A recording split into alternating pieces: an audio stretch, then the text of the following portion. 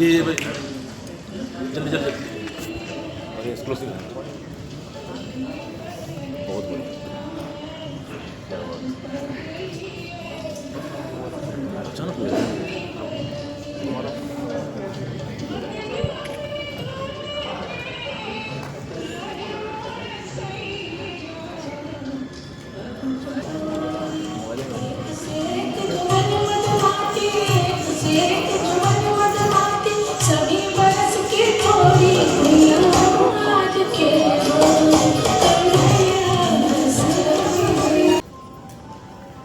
मैंने कभी नहीं सोचा था कि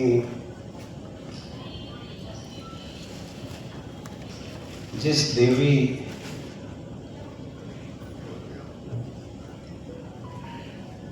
ने बिहार के नाम का रोशन किया, संगीत साधना के अनुपम जिन पर कृपा रही, कि किसी दिन मुझे उनके अपने कार्यकाल मतलब अपने जीवन कार्यकाल में उनको कभी श्रद्धांजलि देनी पड़ेगी।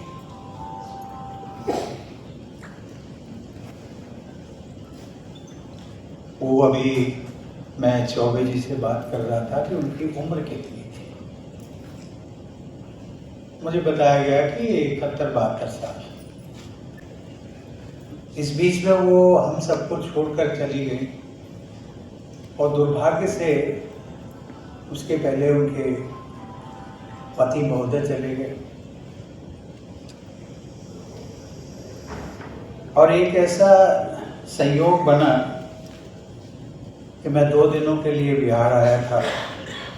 सचमुच में एक विश्वविद्यालय का कन्वोकेशन था, गोपाल नारायण सिंह विश्वविद्यालय सासाराम में।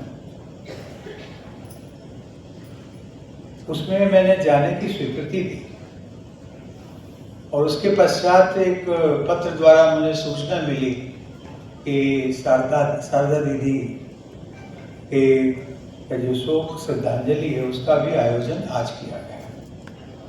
आज मैं था, प्रातः वहाँ गया था, सायंकाल मुझे जाना था। उसके लिए मैंने फिर रिवाइज अपने ऑफिस वालों को कहा, आप एक रिवाइज प्रोग्राम भेजिए। मैं इस कार्यक्रम में मैं हूँ, यदि बिहार में हूँ और विशेष करके पटना में हूँ, तो मैं इस कार्यक्रम में अपनी श्रद्धांजलि देने जरूर जाऊँगा। मैं आप सबके बीच में हूँ, लेकिन मेरा उनसे व्यक्तिगत संबंध रहा और संबंध भी एक प्रकरण ऐसा था जो मेरे सामने आया जब मैं 2015 और 16 में आपके प्रदेश का राज्यपाल था। तो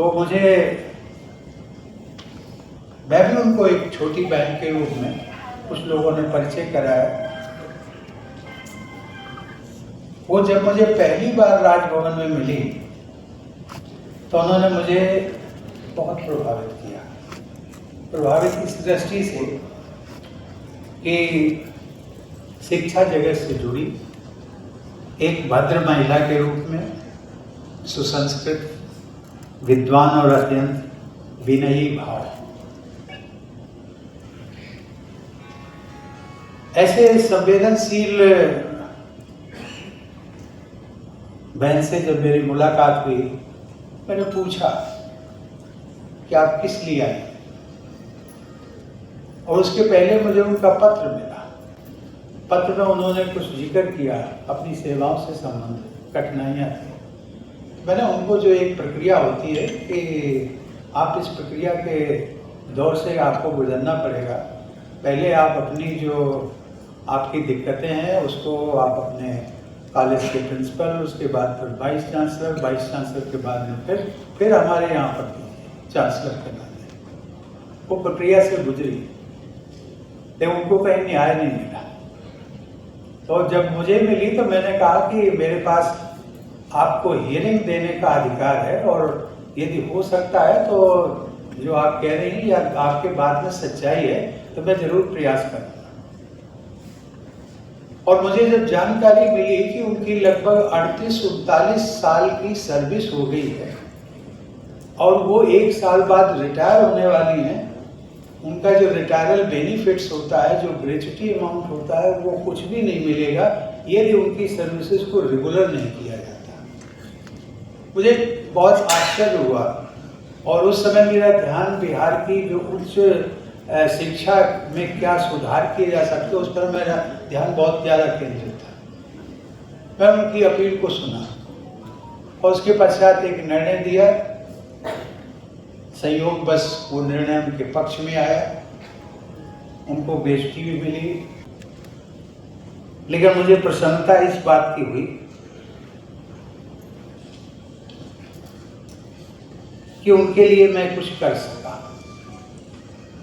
और सही माने में इसकी इतनी प्रसन्नता नहीं हुई जितने की इस बात की प्रसन्नता हुई कि उनके प्रकरण से मुझे एक न्याय दिलाने का एक अवसर मिला। देवी और सज्जनों, उनको पद्मश्री पहले मिल चुका था और ऐसा संयोग बना कि जब मैं यहाँ से 2017 में गया, राष्ट्रपति बना, तो उनको 2018 या 19 में शायद संभवतः उनको पद्म भूषण से सम्मानित किया गया और वो भी मैं अपना सौभाग्य मानता हूँ कि मेरे हाथों से उनको सम्मान मिला। प्रसन्नता मुझे इस बात की थी कि मेरे द्वारा एक ऐसी स्वर साधिका को सम्मान दिया जा रहा था जो न केवल संगीत विद्या की आराधिका थी, बल्कि ऐसा कहें कि पूरी भारतीय लोक संस्कृति और परंपरा की वो एक अनुपम उदाहरण थी। तो ऐसा कहना अतिशयोक्ति नहीं। और जब तक मैं यहाँ रहा, मुझे याद है लगभग 1.25 वर्षों में मैंने उनको, जो हमारे यहाँ पर राजेंद्र प्रसाद भवन, शायद एक हाल बना हुआ राजभवन में, उसमें मैंने 4-5 बार उनको बुलाया। उनकी स्वर साधना का मैं इतना दीवाना तो नहीं कहना चाहिए, लेकिन स्वर साधना के प्रति इतने कुछ लगाव था कि मैं उनको बार बार सुनने के लिए, और उसके लिए मैं दिल्ली से अतिथियों को बुलाता था। संयोग से मुख्यमंत्री जी भी आते थे, आपका यहाँ का मंत्रिमंडल वो भी आता।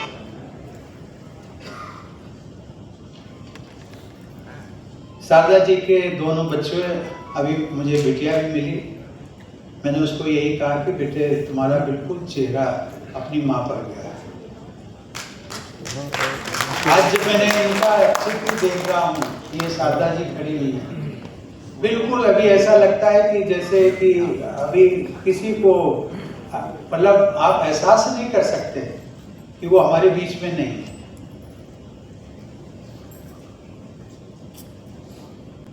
शारदा जी ने बिहार को, भारत ही नहीं पूरी दुनिया में एक विशेष पहचान और प्रतिष्ठा दिलाई।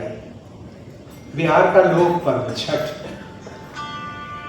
का तो जैसे वो पर्याय बन चुकी थी। ऐसा लगता था कि छठ पर्व शारदा जी के गाए हुए लोक गीतों के बिना छठ पर्व अधूरा है। एक बार के जो जिक्र मुझे मेरे ध्यान में लाया गया, वो मैं जरूर आप सबसे साझा करना चाहूँगा।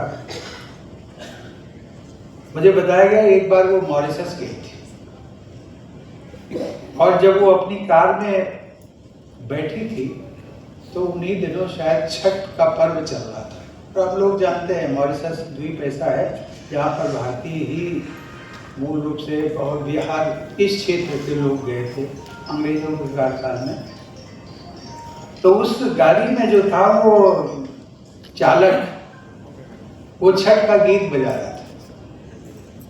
तो शारदा जी आश्चर्य में पड़ गई। उन्होंने सोचा कि शायद मेरे आने पर मेरे स्वागत में ये गीत, लेकिन उसको ये पता नहीं था कि मेरी गाड़ी में शारदा जी भी ट्रैवल कर रही।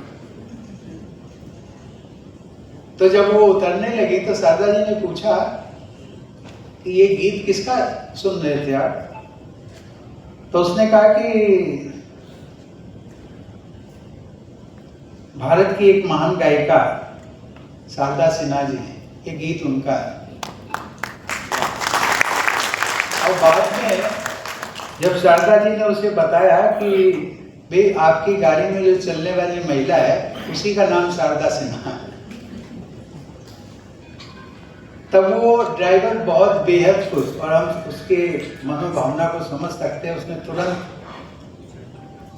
शारदा जी के पैर छुए और ये कहा कि आज मैं धन्य हो गया बहन जी, मैं चाहता हूं कि मैं आपके साथ मेरा फोटो हो जाए। उसको ओबलाइज किया।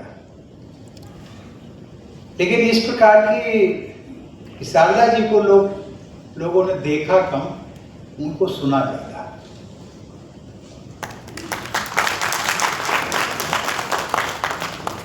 और अभी जो छठ पर्व हम सब ने पूरे देश में मनाया गया, विशेष करके बिहार में उनके स्वर्गवास के बाद, बिहार में कई छठ घाटों पर उनकी तस्वीरें रख करके छठ व्रती हमारी जो बहनें थी, शारदा जी की पूजा अर्चना भी की और उन्हें पुष्पांजलि आदि अर्पित किया।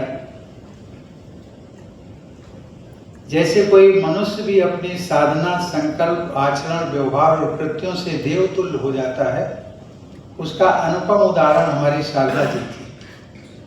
छठ पूजा के शुरुआती दिन वो स्वर्गवासी हुई। छठ पूजा के पहले अर्घ के दिन उनकी भौतिक काया को अग्नि और गंगा मैया को समर्पित किया गया। इस तरह छठ मैया अपनी सबसे प्यारी बेटी शारदा जी को इस बार अपने साथ लेकर चली गई, लेकिन हम लोगों के पास रह गई हैं उनकी स्मृतियाँ, उनकी सुमधुर आवाज, उनकी अप्रतिम साधना, संकल्प और निष्ठा। देवी और सज्जनों, शारदा जी को 1991 में पद्मश्री सम्मान मिला, जिसका मैं जिक्र कर रहा था। 2018 में पद्म भूषण।